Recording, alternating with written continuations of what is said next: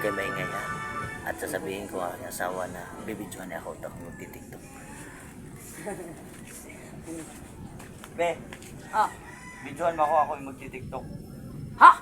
Magti-tiktok ako bidyohan mo. Tama-tama ka na. TikTok na pala naman kalawa ang paa mo. Tingnan mo sa iyo dong. Galing ka magsayaw. Oo nga, magti-tiktok para mag-siksi ako. Para ka nga paniki pag nasayaw ka. Tapos mag-tiktok ka. Kahiya-hiya lang sa TikTok natin. Sige na, bibidyohan mo lang naman ako. Nako, wag mong haluan ng TikTok natin ang kawalangyaan mo. At nako, kalip.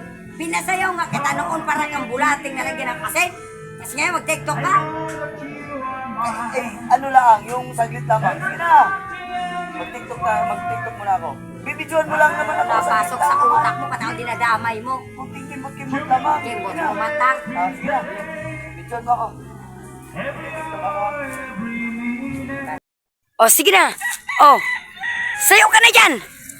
O, ano gagawin mo? Dito tayo pupunta? Kung saan-saan mo na ako dinadala. Dali na mo, sumayaw ka na. Ay, mura ba katsada niya mo sayaw? Para naman tong paniki sa madamuhan eh. Sige na, sige. Sige, makambu. O, sayaw na. Punta pa tayo dyan. Talagang kung ano nung pinaggagawa mo talaga sa akin. Diyos ko po. O, ano na? Sayaw na. Sige, sayaw. Para kang bulating nalagyan ng asin dyan. Grabe ang trip mo. Pagdali na kaya ang init matusta ang mata ko. Dalian mo na lang. Ano tayo nito? Patay dyan. Ang trip nito ba? Ang unggoy. Sayaw. Agul ang bukas. Ano kaya ang trip nito? Sige.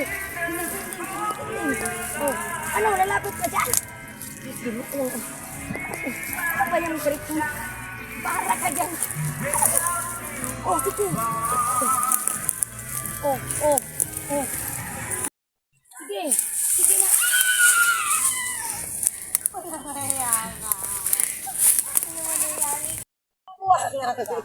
Kung ano-anong trip mo pinagawa-gawa mo sa akin, nakadapa-dapa na ako.